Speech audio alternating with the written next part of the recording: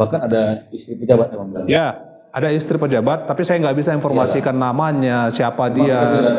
Ya, karena itu terdata. Ini kan prosesnya itu ketika istrinya yang mau melahirkan itu kan dites dulu HIV, dan itu jadi satu SOP di seluruh rumah sakit di Indonesia ini sudah ada surat dari kementerian. Iya, tempat bersalin.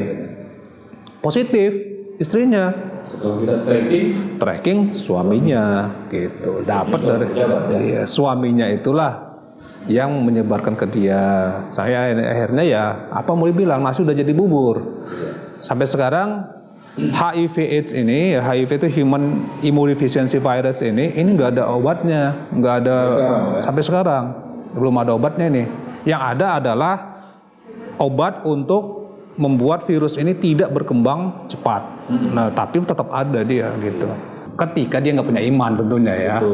Punya iman pun kadang ada juga loh pengakuan. Ini salah satu tokoh agama. Dia itu keluar kota, tiba-tiba istilahnya anak Medan bilang trujung gitu ya istilahnya. Trotak gitu ya. Bukan trujung, trotak ya kan. Trotak dan trujung ya. Iya kan? Berhubungan dia dengan pekerja seks perempuan. Sekali aja di satu daerah di Jogja. Tidak pakai pengaman. Nggak pakai pengaman. Hanya karena itu kena dia. Itu man, mobile, money. Man itu pria. Man pria. Ya, pria yang aktivitasnya tinggi, kesana kemari, pergi kesana kemari dan punya uang. Kesana kemari nggak punya uang pun nggak bisa ngapain juga. Gitu kan. Harus punya uang, ya kan. Jadi 3M ini itu menjadi populasi yang rentan. Ngobrol bareng Orbit, kami obrolkan, Anda simpulkan. Assalamualaikum warahmatullahi wabarakatuh. Pemirsa Ngobrol bareng Orbit, kali ini kita bersama Bang Ikrimah Hamidi, Ketua Komisi Penanggulangan AIDS Sumatera Utara. Apa kabar Bang Ikrimah? Alhamdulillah, baik, alhamdulillah sehat. Bagaimana kondisi, sehat-sehat atau? Ya, alhamdulillah sehat. Bang, kita melihat pandemi ini menenggelamkan isu HIV/AIDS, ya kan? Secara sosialisasi, artinya pemerintah fokus. Bahkan kadang-kadang walaupun agak terasa ini HIV/AIDS ini kemana? Padahal kalau kita melihat penyakit ini lebih ngeri lagi. Ya kan Bang, apalagi kita mendengar membaca semalam bahwa 21.000 penduduk Sumatera Utara ini telah terinfeksi HIV. Nah, gimana peran dari Komisi Penanggulangan AIDS Sumatera Utara ini Bang? Pertama-tama kami ucap terima kasih dulu ya pada teman-teman dari Orbit, kawan-kawan yang lain juga udah memunculkan isu ini kembali, dan kami sangat senang sekali adanya partisipasi dari masyarakat untuk munculnya isu ini, karena memang seperti tadi itu di masa pandemi ini isu yang paling utama masalah COVID terus gitu ya, dan akhirnya terjadi banyak isu yang tenggelam, dan memang itu harus kami akui, termasuk bantuan-bantuan dari luar negeri juga banyak yang dipangkas gitu ya, banyak yang dipotong anggarannya, bahkan teman-teman tuh untuk 2021 ini banyak hanya yang tinggal melanjutkan aja anggaran yang 2020 masih ada tersisa, ini dilanjutkan. Jadi setelah itu belum tahu lagi macam mana gitu. Itu banyak itu teman-teman NGO yang selama ini mungkin banyak kerjasama dengan luar negeri. Bahkan sudah ada warning juga 2023 itu bantuan luar negeri itu akan diputus untuk Indonesia. Oh iya, jadi ya dengan berbagai macam alasan ya. Salah satu alasannya Indonesia dianggap sudah jadi negara maju karena ya ini kan Donald Trump dulu bikin kan Indonesia jadi negara maju kan. Kita nih efeknya gitu loh, ada efeknya juga. Bantuan nggak lagi datang. Nggak ada lagi, karena kita sudah dianggap jadi negara yang maju, jadi ekonominya pun sudah dianggap mapan gitu dan sebagainya. Nggak perlu bantuan ya? Nggak perlu bantuan, walaupun pada kenyataannya anggarannya juga begini. Nah ini situasinya ya yang terjadi ya, apalagi di masa COVID sekarang kan. Nah jadi memang di masa COVID ini kita memang sebagaimana teman-teman yang lain, instansi yang lain juga banyak aktivitasnya berubah dari ketemu langsung menjadi tidak ketemu langsung lewat daring dan lain sebagainya ya. Itu juga terjadi kepada kita. Rapat-rapat itu sering kita lakukan juga lewat Zoom meeting ya, lewat daring dan sebagainya. Ada positifnya, ada negatifnya juga. Positifnya kita bisa menghemat anggaran, menghemat waktu. Negatifnya kadang-kadang lewat pertemuan yang tidak langsung ini kadang-kadang tidak semua tereksplor, ya, tidak semua terjelajahi permasalahan di lapangan, permasalahan apa yang ada gitu ya. Dan yang kedua, humanismenya juga berkurang. Oh gitu ya. Iya, nggak ketemu ya kan, ketemu layar aja kan. Jadi humanismenya berkurang dia. Nah itulah, tapi intinya kita tetap berjalan. Di 2021 ini kita sudah menetapkan beberapa program utama. Kalau program-program yang sudah melekat itu kan kita mengkoordinir lembaga-lembaga yang ada, baik itu lembaga KPA, provinsi, kabupaten, kota, maupun lembaga NGO itu sudah melekat lah. Kerjasama dan kegiatan itu. Tapi fokus kita ini sekarang ada 3 untuk kita program di 2021. Yang pertama adalah pendampingan terhadap Ranperda yang kita usulkan kepada DPRD Sumatera Utara. Alhamdulillah kita sudah beberapa pertemuan kita hadir di rapat paripurna DPRD, dan tanggal 12 Juli nanti kita juga diundang untuk melakukan pembahasan terhadap Ranperda itu di DPRD Sumatera Utara. Dan ini terus bergulir ya. Memang sudah cukup lama, tapi memang kami menyadari butuh waktu yang panjang untuk bisa mensahkan satu peraturan daerah. Nah yang kedua, program itu adalah penyiapan TOT, Training of Trainer. Dimulai dari penyiapan ruangan kita. Jadi ruangan ini sebenarnya kita hadir di kantor ini sejak 2020, tapi karena COVID juga banyak panjang itu agak belum bisa kita maksimalkan. Di 2021 inilah ada satu ruangan yang mau kita jadikan sebagai center pelatihan untuk berbagai lembaga nantinya. Itu ada ruangan, kita sudah kerjasama dengan Bank Sumut, mereka mau ngasih bantuan meja dan kursi sebanyak 50 unit. Nanti disinilah rutin, target kita setiap minggu tuh ada pelatihan TOT terus. Berkelanjutan lah ya. Berkelanjutan untuk banyak lembaga.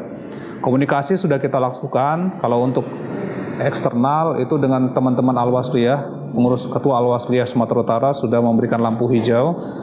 Kita berharap nanti ada melalui strukturnya, melalui ustadz-ustadznya nanti ikut dalam pelatihan tersebut. Kemudian dengan BKPRMI juga sudah kita komunikasi, pada prinsip mereka mengasih dukungan.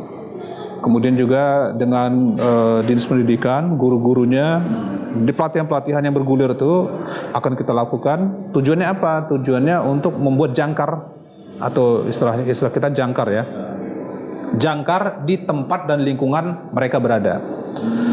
Kalau guru berarti jangkarnya itu dia adalah jangkar di dunia pendidikan di sekolah. Sebab sekarang ini banyak ya yang anak-anak muda yang sudah terpapar juga. Diharapkan gurunya inilah yang akan menjadi jangkar di situ sehingga dia bisa ngasih informasi yang benar. Dan kalaupun ada yang sudah ada gejala-gejala terpapar, dia itu bisa bertindak cepat.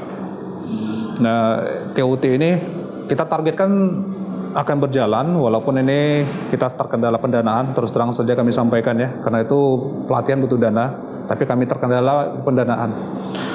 Itu program yang kedua ya, kalau modulnya sudah kita siapin. Dan modulnya ini kita selaraskan dengan tema masalah narkoba. Disamakan. Iya, jadi nanti ada tema masalah narkoba dan tema masalah HIV/AIDS. Ini dua-duanya kita sampaikan dan kita sudah bicara dengan BNN provinsi. Pada prinsipnya mereka siap juga untuk hadir kasih informasi masalah narkoba. Sebab masalah narkoba yang merupakan masalah nomor 1 di Indonesia ya, di Provinsi Sumatera Utara ini menjadi pemicu untuk terpaparnya orang dengan HIV/AIDS. Yang ketiga itu adalah bantuan sosial. Jadi bantuan sosial ini kita bekerja sama dengan perusahaan-perusahaan melalui CSR-nya. Sudah kita lakukan kemarin di tanggal 12 Juni ya. Kita ngasih bantuan kepada ibu dan bayi bekerja sama dengan CSR-nya Pelindo. Dan ini kita harapkan lebih banyak lagi. Kenapa? Karena di masa COVID ini semua susah ya. Termasuk yang sudah terpapar HIV/AIDS ini juga pasti kesusahan. Makanya bentuk kepedulian kita kepada mereka itu adalah dengan memberikan bantuan seperti ini gitu. Ini 3 program utama kita yang kita laksanakan. Nah target kita Bang untuk TOT nih. TOT kan akan menghasilkan kader-kader yang jadi ini ya. Itu berapa banyak sebenarnya? Jadi begini, sebenarnya kalau 1 kali pelatihan itu kan kita harapkan 25 orang saja, satu karena ini yang optimalnya segitu. Dari 25 orang ini kita harapkan satu orang itu bisa mengcover antara 25 sampai 50 orang. Jadi satu kelas itu ya. Jadi satu kelas. Jadi kami berharap bahwa sampai 2024 itu paling tidak itu 20 katakanlah semua lembaga itu sudah memiliki kader-kadernya, dan kalau jumlahnya saya kira belum bisa dihitung ya. Tapi target kita masih target yang sifatnya karena masih trial dulu ya, masih uji coba. Pokoknya beberapa lembaga yang kita prioritaskan dulu yang kita coba ini, Dinas Pendidikan, Dinas Tenaga Kerja, PKK, organisasi kepemudaan, dan organisasi keagamaan. Ini yang prioritas kita mau kita laksanakan, masing-masing ini 25 orang. Oh ya, sementara. Ya, jadi 25 kali katakanlah 5 atau sampai maksimal itu 8 lembaga, berarti sekitar 200 orang dulu. 200 orang ini diharapkan nanti bisa dia menjadi jangkar untuk 200 kali 50 orang lah, kira-kira gitu kan. Berarti berapa itu? 200 kali 50 berarti 10.000 orang ya. Nah, masih segitu sih. Tapi ini masih proses ya, proses penyiapan semuanya dan kerjasamanya akan kita tetapkan nanti tanggal 27 Juli. Kita akan undang sekaligus pembuatan finalisasi rencana aksi daerah kita, dan rencana aksi daerah 2021-2024 di dalamnya itulah ada program-program yang menjadi prioritas dari masing-masing lembaga itu. Nah ini kan Bang, kalau KPA ini kan terjaringan ya dari kabupaten kota ya sudah ada. Nah ini bagaimana kita mengkoordinasikan? Jadi begini, dulunya sampai dengan 2017 sebenarnya di tingkat nasional pun ada KPA, Komisi Penanggulangan AIDS Nasional ada. Tapi oleh dengan keputusan Presiden itu KPA ini fungsinya dilebur ke Kementerian Kesehatan. Sedangkan KPA di provinsi kabupaten kota itu tergantung dari daerahnya. Nah, kita di provinsi ditetapkan melalui SK Gubernur. Di daerah, contohnya di Medan, melalui SK Wali Kota. Nah, jadi tidak semua daerah di Sumatera Utara ini punya KPA. Hanya 17. Dan dari 17 ini hanya 7 saja yang survive, yang aktif. Nah, itu situasinya begitu ya. Alasan utamanya apa? Alasan utamanya itu adalah ya ada strukturnya tetapi tidak aktif. Nah, apalagi ketuanya nanti di daerah itu adalah kepala daerah.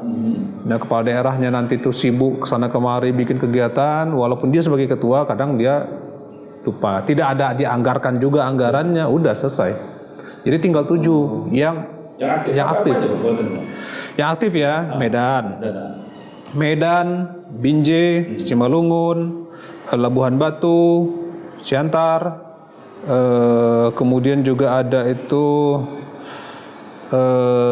Tanjung Balai, kemudian yang terakhir itu Asahan kalau nggak salah, satu lagi. Selebihnya itu ada, iya itu ya. Ya kemungkinan itu dia. Yang paling aktif Medan. Tapi ya begitupun Medan juga sepertinya mereka masih kekurangan pendanaan juga karena mereka punya struktur sampai tingkat kecamatan juga tuh. Ada. Oke, baik, bersama Orbit kita rehat sebentar. Ngobrol bareng Orbit. Kami obrolkan, Anda simpulkan.